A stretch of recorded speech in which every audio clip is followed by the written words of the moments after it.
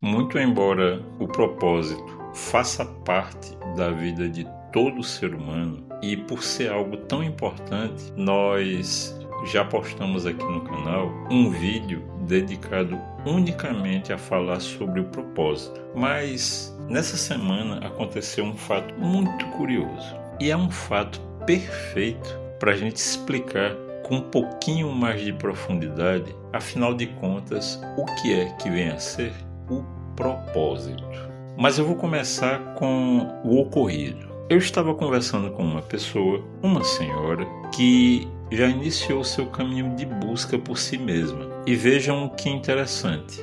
É uma pessoa que tem um elevado padrão social, uma condição financeira muito boa, mas o curioso é que essa pessoa tem dentro de si um vazio tremendo. Um vazio tão grande que fez com que essa pessoa passasse, já há alguns anos, faça uso de antidepressivos. E para as pessoas que fazem uso dos mesmos, sabem como é terrível tornar-se dependente de uma droga tão aprisionante. E num determinado momento, eu fiz a seguinte pergunta para essa senhora: você vive o seu propósito? Ela respondeu o seguinte: eu tenho um propósito, cuidar da minha família. Muito embora essa resposta dela foi, na realidade, uma evasiva, porque todos os filhos dela já são adultos, já têm suas próprias vidas.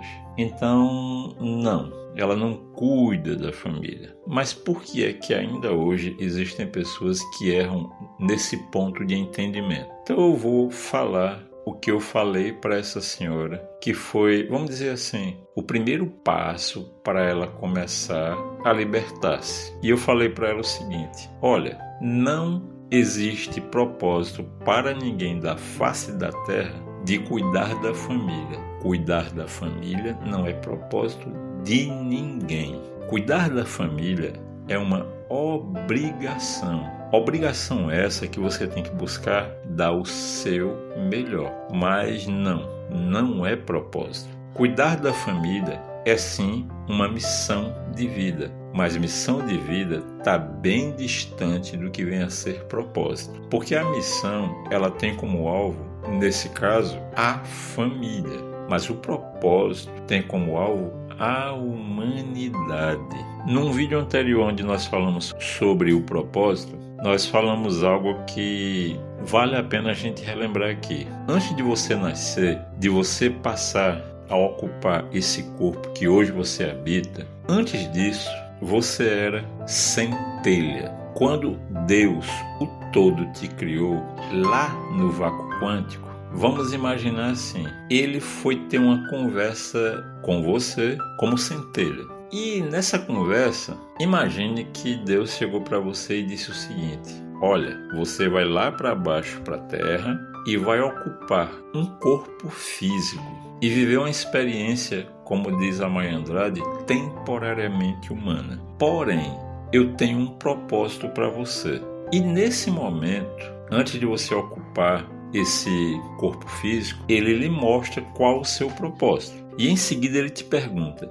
aceita esse propósito? E você, como centelha, responde: sim, eu aceito. E aí, o que é que ele faz? Ele tira uma pequenina porção da sua centelha e coloca nesse receptáculo terrestre o seu corpo físico. O problema é que quando você passa a ocupar esse corpo físico, duas coisas começam a ocultar de você mesmo o propósito que você aceitou cumpri-lo aqui nesta terra. E que duas coisas são essas que fazem você se esquecer desse propósito? O primeiro é o seu veículo terreno, o seu corpo físico. O segundo é o seu ego. Ou seja, o nosso ego é o nosso principal inimigo para a gente conseguir não só lembrar-se, mas reconhecer o nosso próprio propósito. Em seguida, eu fiz para essa senhora a seguinte pergunta: imagine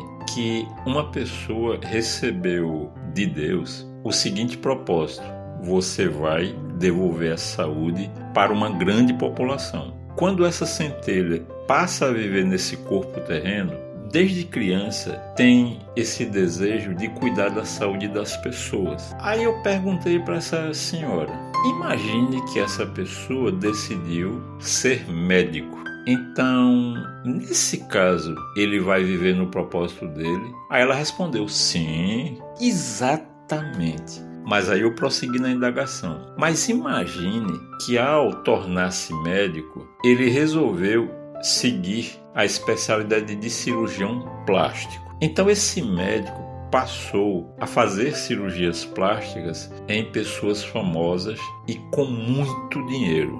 Nesse caso, ele está vivendo no propósito dele. Na hora, sem nem pensar, ela respondeu, não.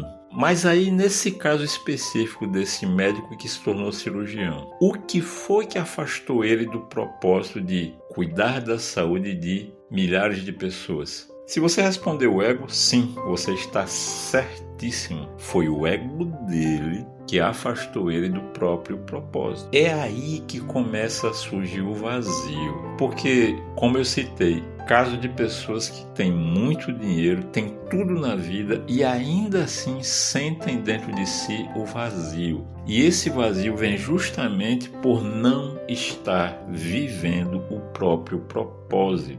E nesses tempos que nós estamos vivendo hoje, principalmente depois de 2020, logo depois da pandemia, é como se as pessoas começassem a despertar para si mesmas e esse vazio se tornasse tão gigantesco que fez com que o número de pessoas sofrendo com depressão e ansiedade no mundo tenha se tornado alarmante. Então, para um pouquinho e pensa, será que não está na hora, se você ainda não começou a trilhar o caminho em busca do teu propósito, será que não está na hora de você começar a fazê-lo? Esse é o primeiro vídeo que você está assistindo sobre propósito? Se for, com toda certeza você está fazendo a si mesmo a seguinte pergunta, mas o que é que eu preciso fazer para descobrir qual é o meu propósito? Porque eu vou repetir, um propósito, ele não é guiado pelo ego, simplesmente porque um propósito é para com a humanidade. Ou seja, o propósito ele nunca é pequeno. Se você acha que está vivendo o seu propósito porque está numa profissão que te agrada, que faz com que você ganhe muito dinheiro, tenha certeza, é só questão de tempo você começar a sentir o vazio dentro de você, caso você não esteja no seu propósito. Então, pensa nisso, porque é esse o objetivo do nosso vídeo de hoje, te instigar a uma reflexão muito profunda para te conectar com a tua centelha e começar a pensar mais em trilhar um caminho de propósito. Pensa nisso. Se depois desse vídeo não surgiu aquela pergunta perfeita que é como descobrir o meu propósito. Se essa indagação ainda não surgiu no seu íntimo, eu sugiro a você, assista esse vídeo mais uma, 2, 3, 10 vezes se for necessário, até que chegue o ponto que a tua centelha vai gritar dentro de você. Eu te desejo saúde, prosperidade e sucesso e te ofereço a minha gratidão por você fazer parte dessa mente mestra. E se você ainda não faz parte do nosso Apoia-se, eu te convido a fazê-lo, entrando no link que você vai encontrar aqui embaixo na descrição, aonde você poderá começar a receber as primeiras aulas relativas à educação financeira. E caso você queira contribuir com o nosso trabalho, aqui embaixo você também encontrará o nosso Pix, que nós ficaremos honrados com a sua contribuição financeira, tá bom? E que Deus, o dono desse trabalho, do nosso canal e da minha vida, nos abençoe. Muita paz para você. Narração por Eu Sou.